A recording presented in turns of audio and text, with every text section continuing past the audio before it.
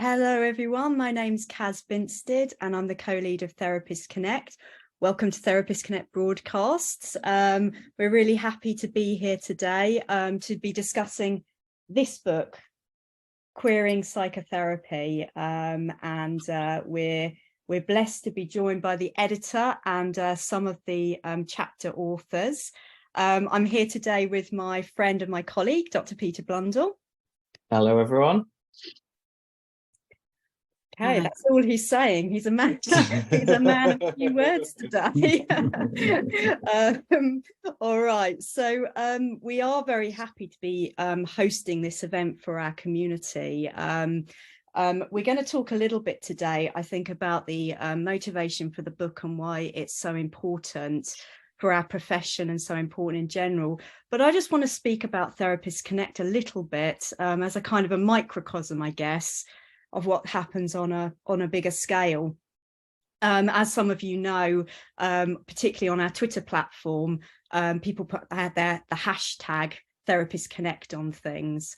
And I would say that probably we still get a lot of difficulty. I would say probably the discussions like that on Twitter around trans issues have been one of the most difficult things for Therapist Connect in our entire existence. We are based on values that are around respecting all human beings. This is really at the heart of Therapist Connect. We're all different as people. We all have different beliefs and stuff as well. So for us, it felt like, you know what, we see day in, day out some of the issues. Just the other week as well, someone put a tweet on Therapist Connect, which was actually a teacher from a very well-known London psychotherapy institute, asking a very simple question. I'm teaching a module on LGBTQ+. What would you like to see in there? And there were some great responses. But even in that thread, there was some a discriminatory comment left. Finally, I myself reported a homophobic tweet that was in response to one of our tweets on Therapist Connect. And I was pretty confident that it would be upheld, but it wasn't. Twitter claimed that it hadn't broken any rules, to which I was absolutely astounded. I'd reported it from the Therapist Connect account and my own account. So homophobia still exists. So as part of our safer spaces and everything we stand for at Therapist Connect, we're really, really happy to be hosting this event. So bios, right, let me get my things. So today we have here Ellis J. Johnson, who is a psychodynamic psychotherapeutic counsellor and trainer, specialising in working alongside clients who are transgender, non-binary, queer, and/or questioning. We also have Jane Chance Czyzselska, pronouns they, them, who's a relational integrative psychotherapist in private practice, editor and writer, as well as a member of the Relational School organising team. And then we have Amanda Middleton, pronouns she, her, who is a white queer femme and antipodean who thinks a lot about gender. For the last 20 years, she's fought passionately to put queer lives at the centre of knowledge making, obsessively immersing herself in queer theory as a survival skill. She wonders how we as queer people can reshape our relationship to power and resist oppressive forces to take up more space. Initially, she qualified as a psychologist in Australia and then as a family and systemic practice, as a family and systemic psychotherapist in the UK. A UKCP registered psychotherapist in independent practice, Amanda works primarily with relationships, gender, sex and sexuality, specialising within the LGBTIQ communities. She has extensive experience in the NHS and social care and has previously worked as a specialist in the areas of sex and sexuality, dual diagnosis, HIV and sexual health, drug and alcohol use, and domestic violence. Her practice is the Pink Practice, and she is also an associate lecturer at the Tavistock and Portman Trust and supervisor at Gendered Intelligence. Thank you. And last but not least, we have Neil Young, who is an integrative arts psychotherapist working with private practice with a diverse group of people, especially in terms of gender, race, age, class, sexuality, and neurodiversity. He teaches on various therapy trainings, including the Institute for Arts and Therapy in Education. He offers workshops, training, lectures, and embodied performances, specialising in gender and sexuality, broader intersectional difference, including an anti-racist, class-aware position, and dance movement as a means of connecting to self and others. Neil also works as a consultant trainer for organisations such as Koos and the Sunflower Network. He enjoys creating open, safe spaces that encourage curious exploration and increase understanding. And in 2022, Neil co-wrote a chapter on queer children, Don't Panic, Queering the Child, as part of the groundbreaking Queering Psychotherapy book. Welcome, everyone. Thanks. It might be a good place to start. Maybe if we could just maybe have a little bit of a discussion or exploration around the motivation behind the book. What kind of pushed you all to kind of come together and bring this book out? Thanks, Peter and Kaz. Yeah, I just before I answer that, I wanted to thank you for hosting us. Some of us from Queering Psychotherapy. Feels really good to be held virtually by you and by the Therapist Connect community. I also, as always, want to thank my co-contributors and co-conspirators here today, Ellis, Amanda and Neil. I've said it before, I'll say it again, what you all put out into the world continues to teach and inspire me, so thank you. I'm Czyzselska, I'm a psychotherapist, and they, them pronouns. So you asked about the motivation for why we co-created Queering Psychotherapy, and I was looking at some research a couple of years ago and found out that LGBTIQ+ people are more likely than cisgender and heterosexual people to suffer with mental health issues, yet often in therapy we have poorer outcomes.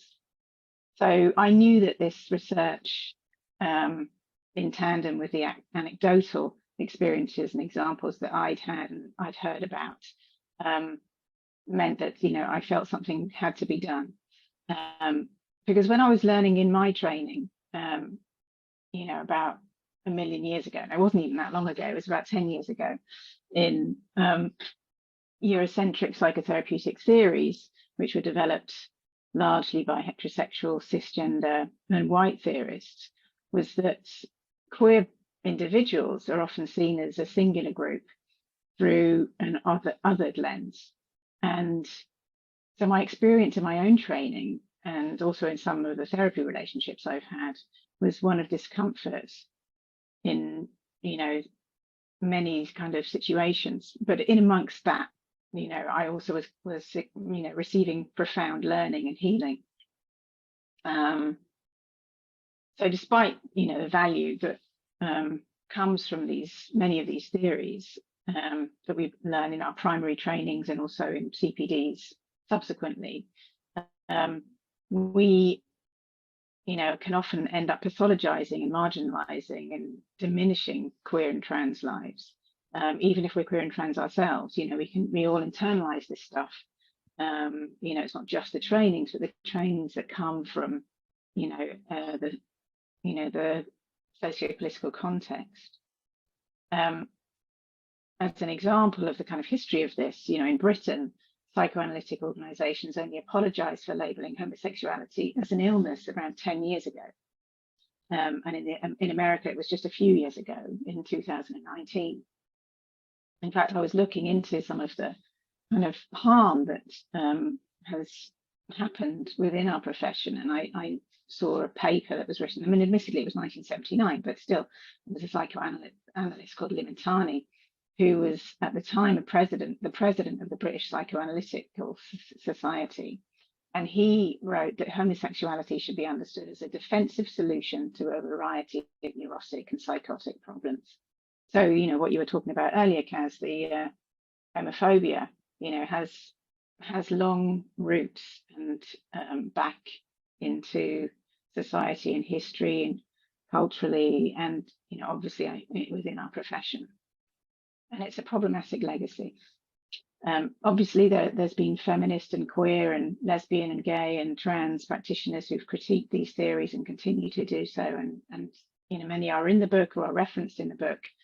But our profession and, you know, psychotherapy and psychoanalysis have tended to locate the problem in the individual or their family, and rarely acknowledge or understand how factors such as sexuality and gender and race and class have impact on clients' lived experiences.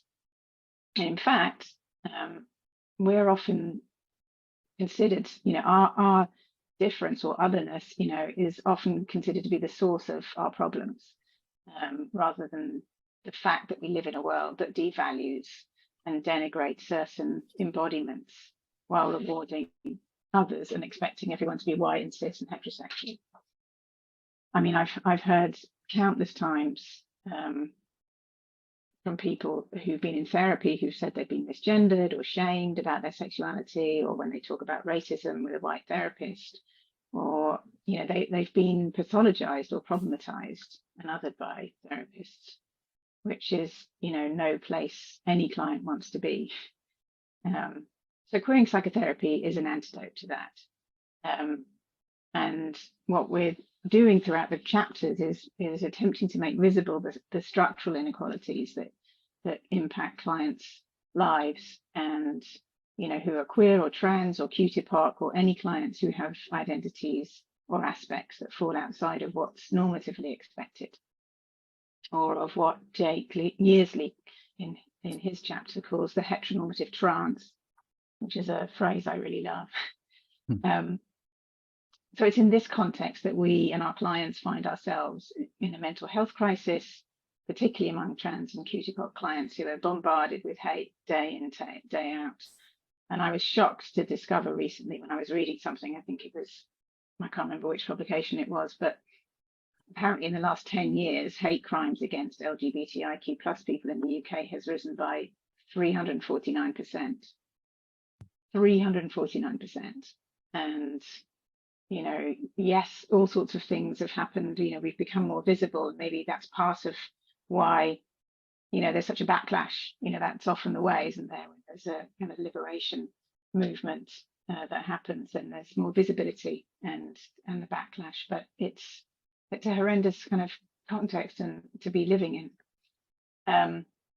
So whether you're a therapist or in therapy or just interested in therapy, queering psychotherapy is an accessible, radical, joyful, healing collection of conversations, and they are conversations. Some are written, but some part of the whole kind of queering and decolonizing practice of the book was to write in a more accessible way, so to have a conversation between different practitioners about, you know, certain issues arising in you know, the course of our lives and our clients' lives. And I think that's what has made the book so popular. It's you know, it's very accessible, and yeah, really kind of reflects some of the dynamism of the you know, therapeutic dyad. One of the phrases that's used in the acknowledgement section is that it's a fusion. And I just really liked that word, because I just thought it really represents kind of all these different approaches and ways of understanding things all coming together. And I really appreciate that about the book.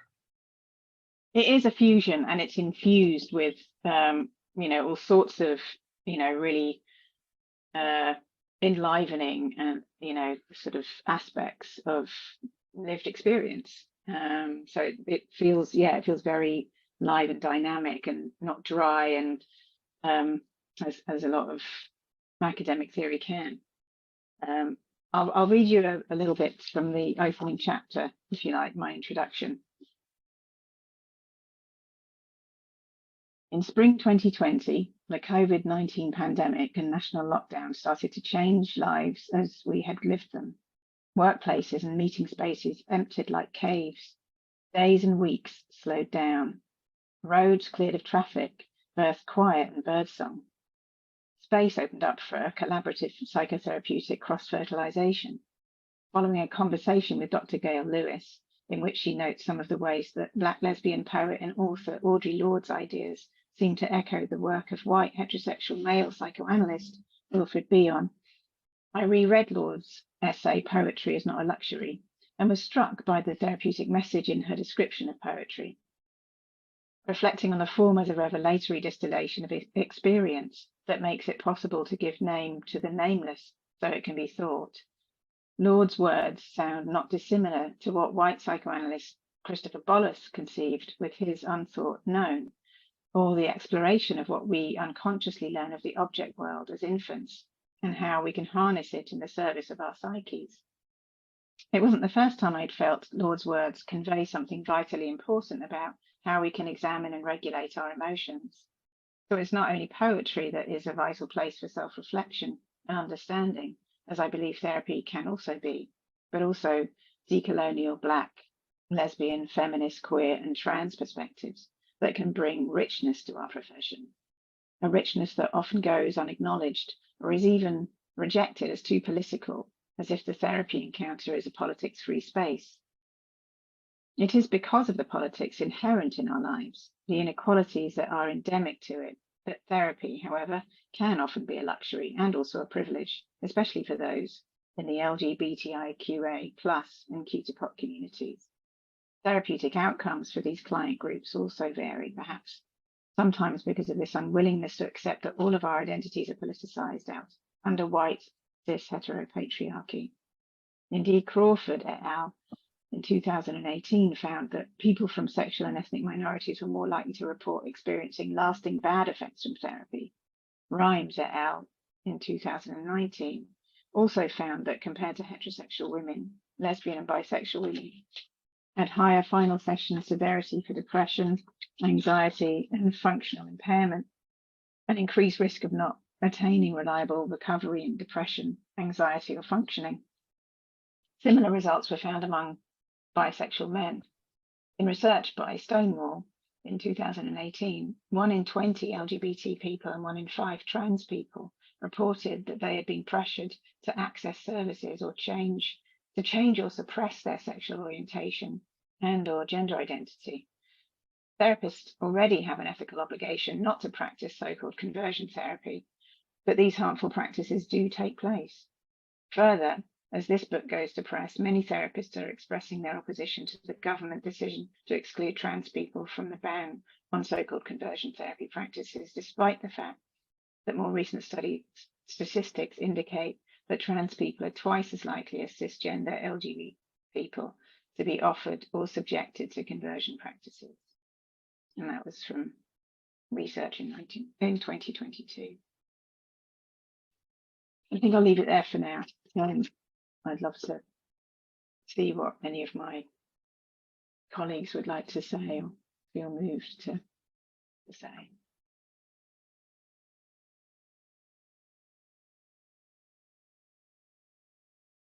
Thank you, Chance. I mean, inviting anyone else to jump in.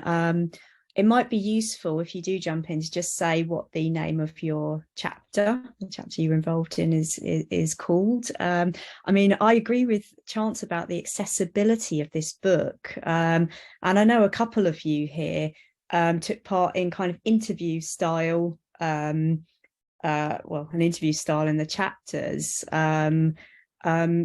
How did people find that? Was that your choice or Chance's?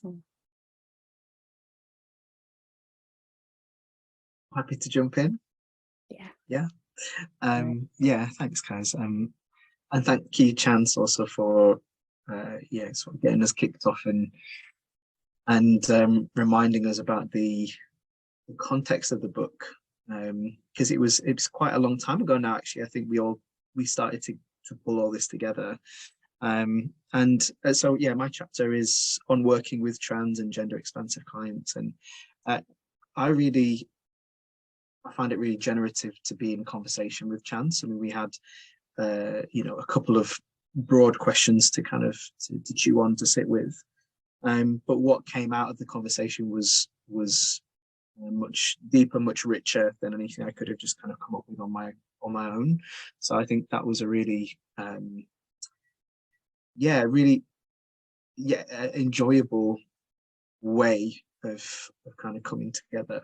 And I think, hearing you speak about this, Chance, a couple of words I'm sitting with, main word I'm sitting with is centering, or recentering, or decentering, what we understand as sort of the parameters of normal human behavior.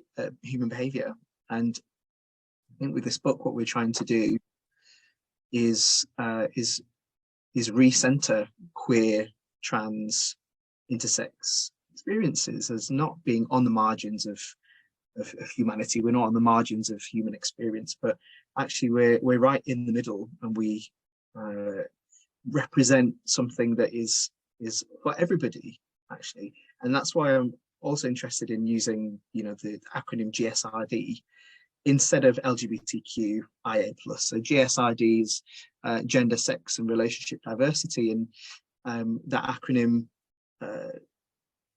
sort of demonstrates, I suppose, that everybody has a gender, everybody has a sexuality or a relationship to sexuality.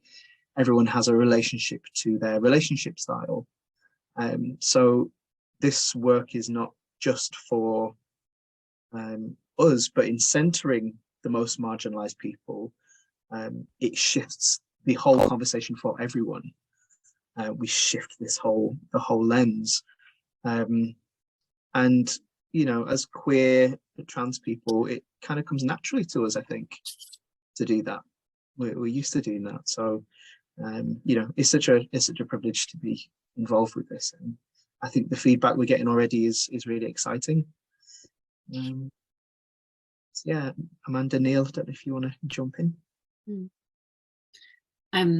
I also had the, I think, advantage of being in conversation with Chance in order to create the chapter.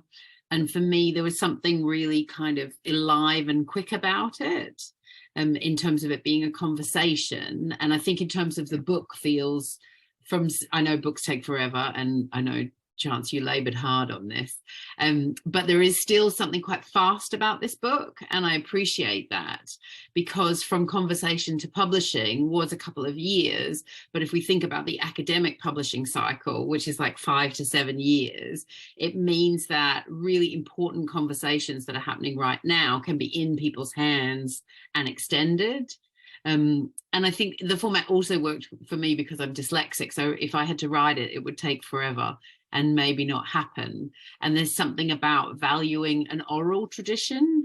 Therapy is such an oral tradition, and yet our knowledge is often held. When I train therapists, people say, oh, well, I haven't read enough, or I haven't done this. And our relationship to reading is a huge part of our relationship to being therapists, I think, and how we feel sort of competent and up to date. Yet it is an oral tradition based on the oral traditions of healing and storytelling and being with people in conversation and connecting. And so that's where it feels like the book does mirror the practice, the form and function thing, which I really appreciate about it as well. Neil, I can't remember whether you were interviewed or whether you wrote. Well, it was kind of, we found out as we went. So I guess the chapter I co-wrote, and I should say that Paul Harris and Anthea Benjamin were my co-authors, and it really was the three of us with Chance's support, really, in terms of talking to Chance. And then sort of it developed. It was more like we ended up talking, the three of us, every month for 6 months. We were a bit like, how do we hold on to what can become very slippery knowledge in a culture that, I don't know, I quite like this phrase. I think I heard it by some sort of drag program, but this idea that we're all groomed to be kind of cisgender and straight. And so then when you're up against that, there's something about how do we hold on to kind of queer knowledge. And I remember first when I was just kind of Googling and started looking for research around queer children, it's like, can we even use that language somehow, like dare we even say that? But it's not like queer people are born I don't know, at the age of consent or some sort of fairly arbitrary thing, or 16 or something. So and it was really helpful to have kind of co-parents really in the writing and the reflecting, and Chance's role in that was really important, and for us to be able to integrate different bits that we brought, you know, in terms of Anthea brought brilliant kind of experience with children, teenagers, as well as an anti-racist perspective. Paul brought his experience in terms of working as a supervisor and with a lot of experience of working with queer children, and I guess I have a history in youth work. So it was sort of like we were thinking developmentally even within the idea of child.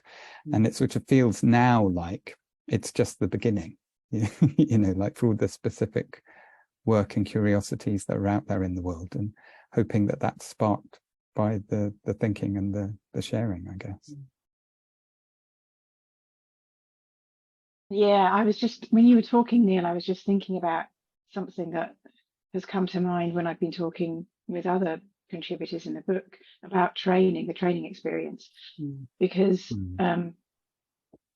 I recall feeling like when I brought my queerness to the, you know, training groups or classes, not always, but often, and it was responded to as if it was kind of a bit of a nuisance, or, you know, or a bit fringe, bit niche, and it was, you know, I was in this kind of position where I was, on the one hand, at the time, the editor of, you know, on the front line, being the editor of Diva, the lesbian and bi and women's and non-binary magazine, just being, you know, out there on the front line, being fierce, and then going to my training class and just feeling like a child again. And it put me back into a sort of, talking of developmental, it took me back into my experience of, you know, being, you know, growing up feeling like somehow I was, you know, I was different, and that was a problem. And so that was quite an interesting kind of position to be in, an uncomfortable one. And it's not unusual, I don't think, for many queer and trans students to feel like that within their training institutions. So I think that having this book as a kind of, I don't know, queer and trans ally, intersectional kind of companion, that, you know, lots of people training, you know, in their first few years have said, oh, I'm so pleased I found this. You know, what a gift that I found this in my first year, so that there is something out there, because I didn't have anything like this book, and it would have been really wonderful to, and would have felt really validating for something like this to exist. Yeah, thanks, Chance. You also you actually write about that in one of your chapters, the chapter Lesbian Erasure, from Freud's lesbian patient to the present. I think it's really important. I think, Chance, you know Stella Duffy. She's a friend of mine, and she often says exactly the same thing, because she comes from the world of the arts. She was a writer for so many years, and she's like, it's like coming into a whole other world, coming into the therapy world, which is exactly why this book is needed. And I think there's definitely some kind of like parallel process around how change is coming from it, is that it's a bit like with children and young people. It's like, because of the attachment within families and the love there is, it means parents who might never have imagined accepting or, you know, having their own transitional process that involves opening up to a wider sense and experience of humanity, really. But that some of that is happening where there's some openness in training institutes, I think, where I see, you know, it's often the students who are kind of making a fuss and saying, where is this work? That's like challenging the parents, you know, of the institutes. And it just depends how authoritarian they are or how open they are and acknowledging it. But it's a bit of a bottom-up kind of struggle, or it can be. There was something in Ellis's chapter that really, it just really struck me when I read it, which it was just linking into what you were saying there, Neil, I think, which was, and I wrote it down for me because I just thought it was so powerful, that there is so much to be gained for cis people in interrogating gender trauma and the violence of the gender binary. And for me, it just resonated so much in terms of that kind of, actually, there is possibilities here to open up for all different types of people from exploring this and the difficulties that can happen through having a binary around gender or sexuality or whatever it is, that it's not just around queer people, but actually, you know, cis people as well might be being damaged or traumatized through that process. And so, yeah, it was just something that really struck out to me in terms of that education that needs to happen through that process, but how everybody can benefit from that. Yeah, thank you, Peter. I really appreciate that feedback. And I think a part of me wants to say, you know, even if it is just for trans and queer people, is that enough? That we need to talk about these aspects of our lives and you know, thinking about the kind of the civil rights issues around transness and queerness at the moment. Part of me wants to say, isn't it enough for it just to be for us? Does it have to be for everybody? But I think it is self-evident that it is you know, that everybody has a gender, everybody has a relationship to sexuality. So when we think about, yeah, the sort of the recentering of this narrative, perhaps it promotes empathy, perhaps it's saying, well, it's not just for us, it's for all of us, that we're trying to kind of trouble these binaries in these kind of very violent ways of, you know, deciding how we should live and express ourselves and love and all these kind of things. But it's, you know, it's very hard. But in my experience, you know, training people or lecturing, there's a real excitement about these topics as well in the kind of the cis het community, as far as I can tell.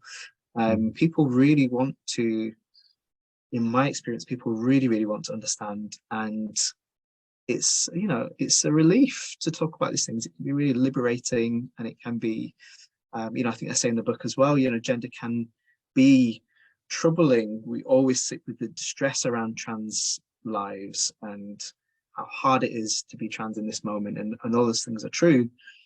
But, you know, it's wonderful to be trans. It's wonderful to transition. It's wonderful to experience gender euphoria. And it can be wonderful also for cis people to yeah, to take some of that weight off, or to, I think also to kind of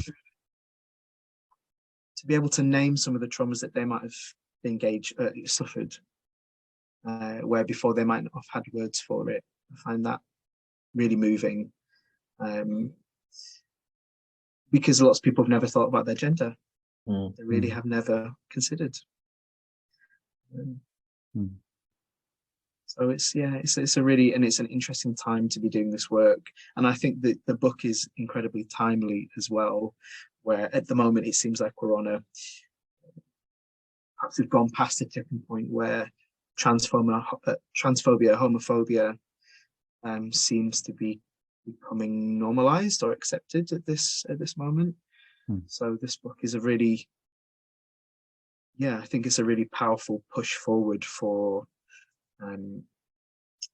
you know, for queer people and queer people in therapeutic traditions as well.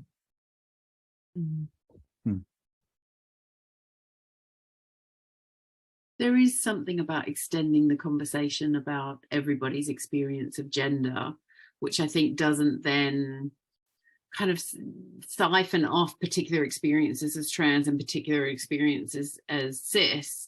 You know, I don't think gender is a comfortable experience for loads of people, but there's something really highlighted around trans experience as being the ultimate discomfort. but I think that kind of idea of siloing off parts of ourselves that happens in therapy training, you know, which parts of yourself are welcome and which parts aren't. You know, in systemic, we're trained in the graces, which is this lovely list, you know, of kind of markers of social power.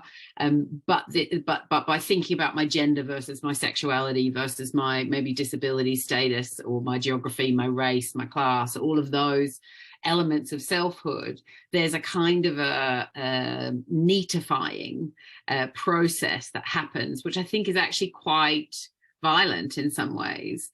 The splitting off of ourselves, I think, is what's tricky and what's maybe encouraged in psychotherapy training, particularly around narratives of professionalism. And I think that's where a lot of queer people struggle in training queer and trans people, is our sense of professionalism maybe has some different elements to it, and how we hold ourselves as professionals. And I think the book allows people to have a volume that says, look at these other professionals doing professionalism in a way that includes rather than excludes their queerness. Because I think depending on the training that you're doing, that's the invitation, isn't it? How do you exclude your queerness in order to pass through the rituals and knowledge traditions of a white, cis, middle class kind of affair, which is therapy? So I think this expansion will be really welcomed. This expansion, it has some lovely roots. I think we need to acknowledge the people that have gone before in having these conversations in psychotherapy institutions and the great battles that have been fought over the ideas that we hold dear. And I think we need to acknowledge that this is a new, you know, a good solid new root branch, something in a tree metaphor that's helpful. Yeah, definitely. Sorry, go on, Chance. No, I was just thinking about it. It's interesting that, you know, there have been critiques and suggestions for alternative ways of thinking about sex, sexuality, and gender and bodies. You know, I referenced them in one of my chapters, and yet they get lost kind of by the wayside. I mean, these are two psychoanalysts. One is Harris from 1999.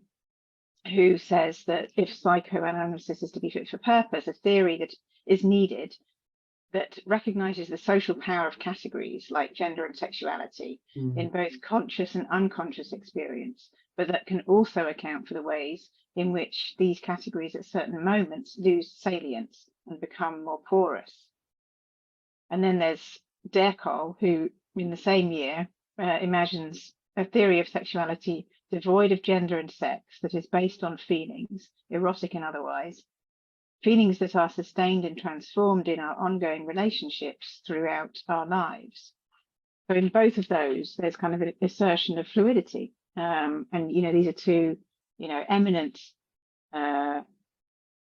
psychoanalysts who are, you know, problematizing the kind of cis heteronormative binary kind of idea of gender and sexuality. And they just sort of get lost in the ether, which is kind of interesting and, you know, disappointing, I guess. So I sort of tried to maybe sort of bring them to our sort of contemporary lens and see how they can be, you know, made relevant again today, or can begin to infuse this transformation that, you know, that we've all been talking about, you know, in our field.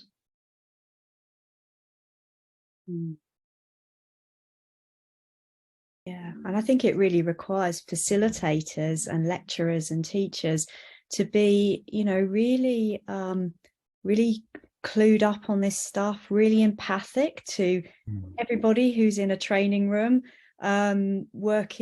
creatively working inclusively, as Amanda picked up on there, because all of us have a gender, sexuality, and so it's not for it's just that group of people that can explore that or think about that, even in, you know, kind of check-ins or experientials or process groups or whatever, but that there's an encouragement actually by facilitators for everybody to be doing this. Amanda, I wanted to come back to you because there's something that you said in your chapter, which was, I think we bump up against this sense that we don't fit into the template, by that heteronormative cis template, but we still measure ourselves against it. I wonder if you could just say a bit more about that. I think what I experience is loads of people who, although we see ourselves as outside of the normativities, the sort of heteronormative form, often the family form, relationship form, you know, cisgender forms, that what happens though is that we still use those as our measuring stick. So even just concepts like femininity and masculinity and the way that they are attached to ideas like, I don't know, dominance and submission, giving, yielding, the kind of the constant binarization of our experience of ourselves becomes the template through which we understand ourselves. And I think what often happens is that there is an experience of kind of claiming, having pride, ecstatic joy in who we are as queer people, and at the same time measuring ourselves through the lens of heteronormativity. So all of the kind of classic psychotherapy things around enmeshment and disengagement in gay and lesbian couples, that speaks to how we understand distance and how it's shaped by gendered relationships. And really, when we get down to a lot of psychological theory around distance and closeness, it's based on an opposite sex arrangement. And so often people come to me and say, oh, we're too close or we're too far apart. Yet what they're doing is measuring themselves against a couple that's male and female, and where it's assumed that gender difference, or man and woman, it's assumed that gender difference creates the kind of ideal template for how close or separate we should be.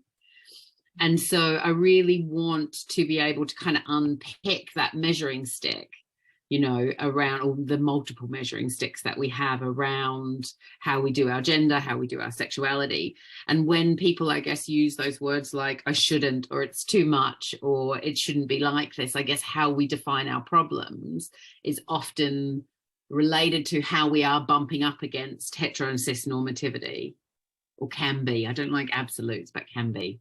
I don't know if that explains it better, Kaz. Yeah, it does. It does to me. Did anyone else have any comments on that?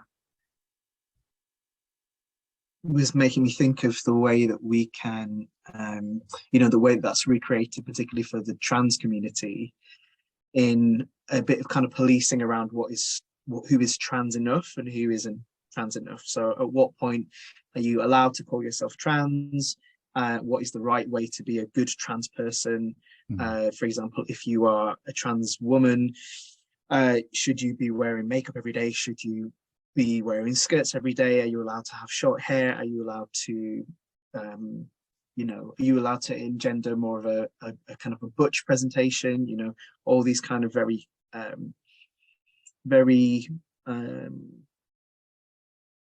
very strict rules. Let's just put it as simply as that. You know, there can be, they can sort of fly around the queer community and the trans community as well, because we still live in a binary world.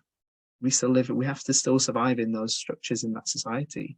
So, you know, trans people are not immune to those pressures, and we can really labor under them. And I'm thinking, you know, even for myself when I transitioned, so, you know, I'm a trans man, and it's an ongoing process to reimagine what masculinity looks like for me, what my version of masculinity is, without upholding a violent binary idea of a binary. And that's to say that I'm violent, not to say that, but to unpick and move away from what I've decided a man is, what kind of messages I have about manhood. So a lot of work to do that. We need each other to support one another to do that work, I think. And I think, Ellis, that's the stuff about queer knowledge production, isn't it? that conversation alongside other queer transmasc people has the ability to produce something new rather than always be in relationship to what's gone before. And I think that's exciting in terms of the book, in terms of therapy, in terms of queer therapists talking to each other, and queer people talking to each other in ways that are helpful about who we are. I think it's huge. Yeah.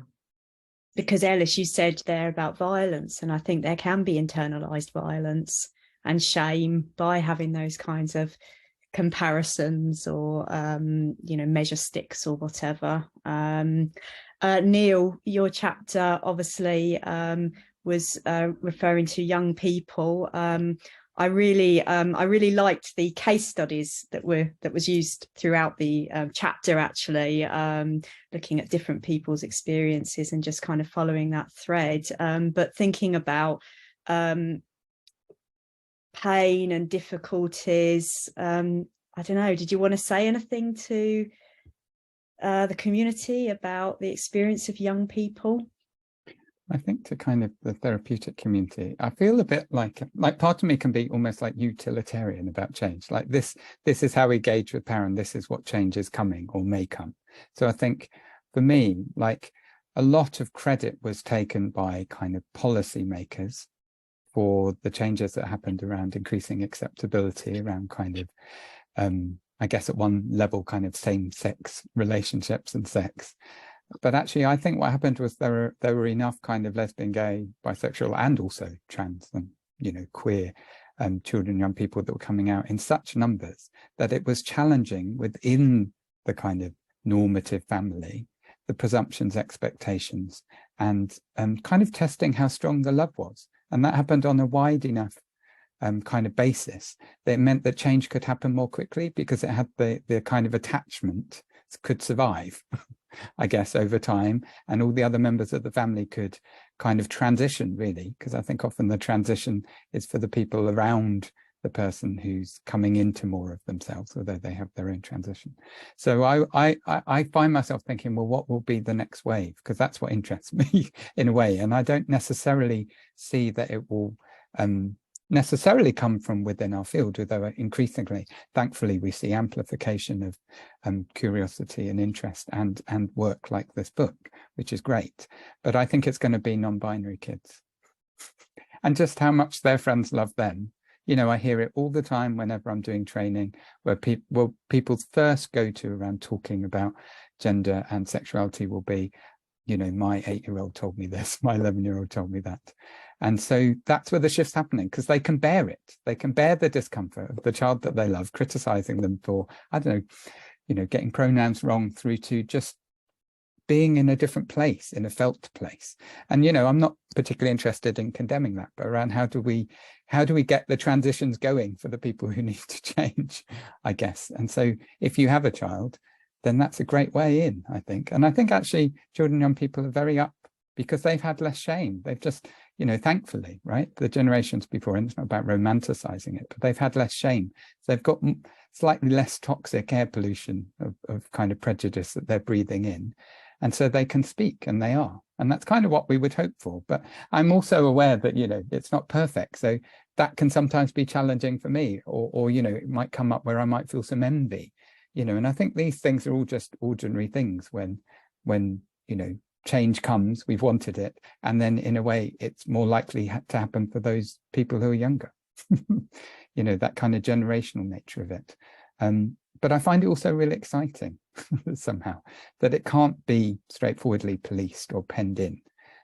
Even though we do have a government that's essentially behaving like a schoolyard bully, really, around trans and gender expansive and diverse children, young people. It's like on they go living. And that's not to take away from all the difficult things that are happening and suicide and self-harm. But I guess I'm a bit of an optimist by heart. So I really want to lean into, and not in a woo-woo way, but kind of like where love can take us in this, that's really fixed in the strength of attachment, and when it doesn't break, what it can offer that family, those individuals, and the wider society, to help remake it, which is sort of not the model of kind of normative nuclear family, really. But I mean, who's straightforwardly in one of those anymore? I was just thinking, do you think there's less shame around, or actually that we as a community or communities have just found other ways of managing that shame? So it's a little bit, what I mean by that, I suppose, is it's a little bit easier to find other people a bit like you, which decreases the kind of the lived experience of the shame, but the societal shame, it seems at the moment, and I will say, yeah, the societal shame seems to be increasing, and I do want to say something that I've noticed recently is people, newer clients coming to me who have like really started to internalize some of these messages around transness that are flying around at the moment. So this idea of, you know, I'll never be a real XYZ. I have a mental illness. This is an illness. I'm really noticing. I don't know if anybody else is seeing that too, but I'm noticing for myself more and more people come through the door who are really grappling with what's going on in the media and online at the moment. So is it that has disappeared, that shaming has disappeared, or is it that actually we've just found other ways to manage it by finding community, by having parents or caregivers who are a bit more able to deal with their shame and not pass it down to the children? I mean, I wonder what your experience of that is with young people. I think it's probably both and more. And I think it's, I'm aware of talking a lot, but I think particularly I see with all my kind of trans, actually of any age, but particularly younger clients, just having to just sort of coming through this wave after wave of kind of moral panic and shaming and attack on their identity, and that becoming more of an important part of the work is how the resilience to that and not taking that in as a kind of societally, governmentally kind of legitimized self-hatred, really. So it's sort of, that's it. And I don't have straightforward answers to that, but I think it is particularly, you know, pernicious because trans children and young people are the focus, you know, and I think I see it in the parents, the carers, the families around, the family system around that child and young person, where the whole of the system is now coming under attack. I mean, you're seeing it in the States now, where criminalizing loving your child. I mean, it's the most bonkers thing you could imagine, really. You know, so in a way, kind of, you know, sort of those reactive elements, those people who aren't comfortable with their own balance of masculinity or femininity or whatever it might be, where they can be focused into scapegoating. I just think trans folk have been at the top of the pile for quite some time, actually. I'm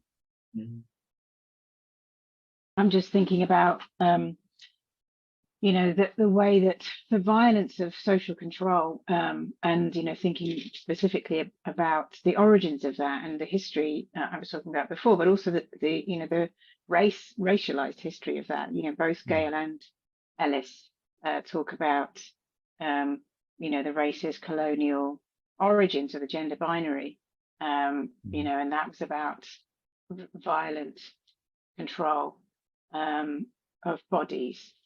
And I think it's really important to sort of think about that and to learn about that. Certainly something that I became much more aware of in the process of speaking with Gail and Ellis. And I think that's absolutely vital in the whole kind of trajectory of social control of people who live beyond, you know, cis heteronormative rules of gender and body.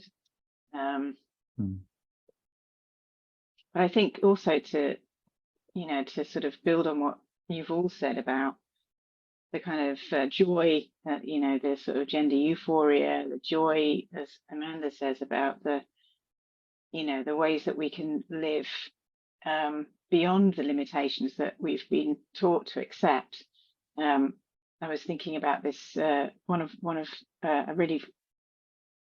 book I really like is by Adam Phillips, who talks about Houdini, the Victorian era escape artist.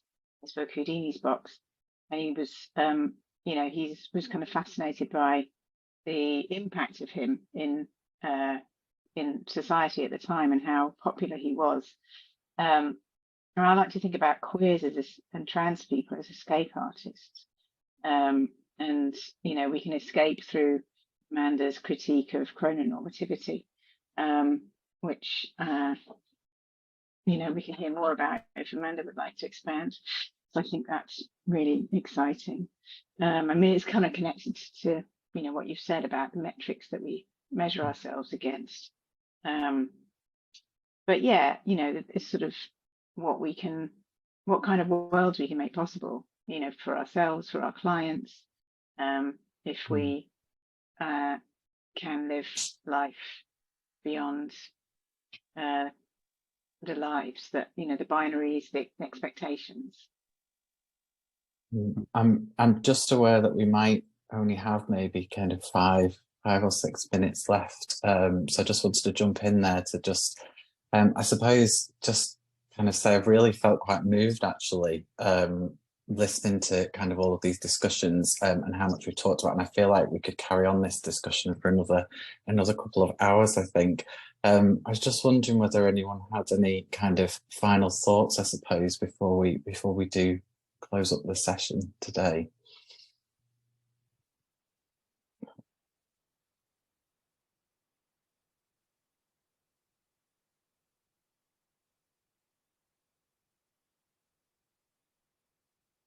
It's funny because I was thinking, invite people to say one parting message that they want the community to hear. But I guess this book is 300 pages.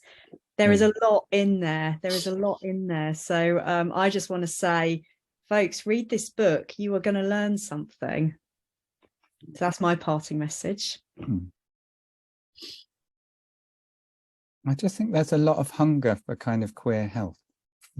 Somehow amongst clients, I think it comes up amongst queer therapists about us sort of being able to bring all of ourselves to that somehow. And I think the book kind of opens up on lots of different fronts.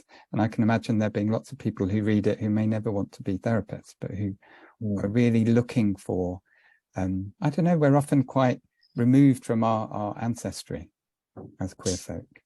And, without being egotistical about that, like, how do we pass things on? And for that, so that, for me, that feels like that's really important in terms of the number of people that are looking for support in therapy and in other places in their life around their queerness, I think.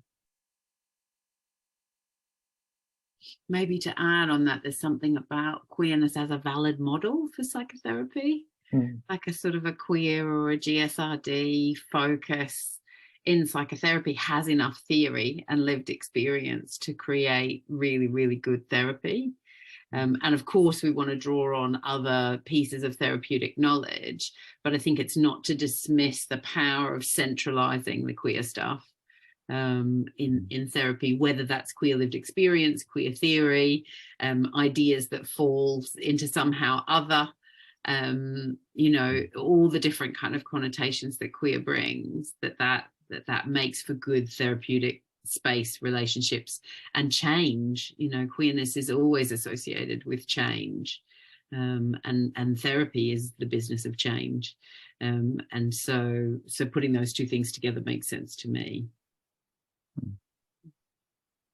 And I think there's something about change and revolution and moving forward, the futurity of queerness and of blackness.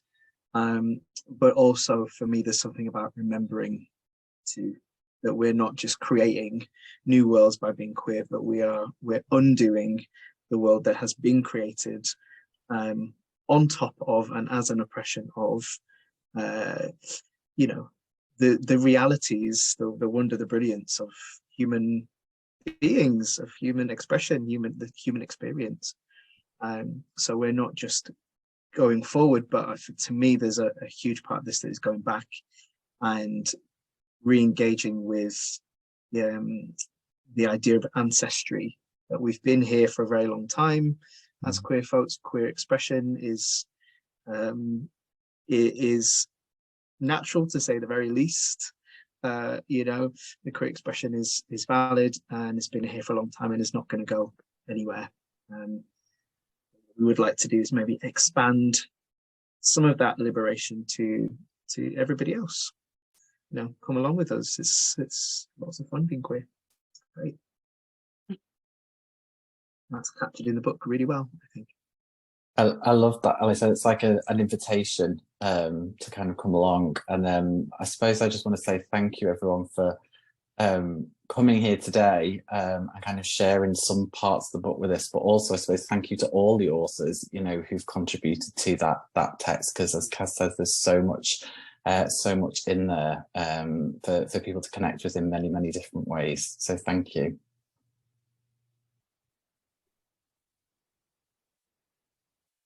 Thank you everyone for listening.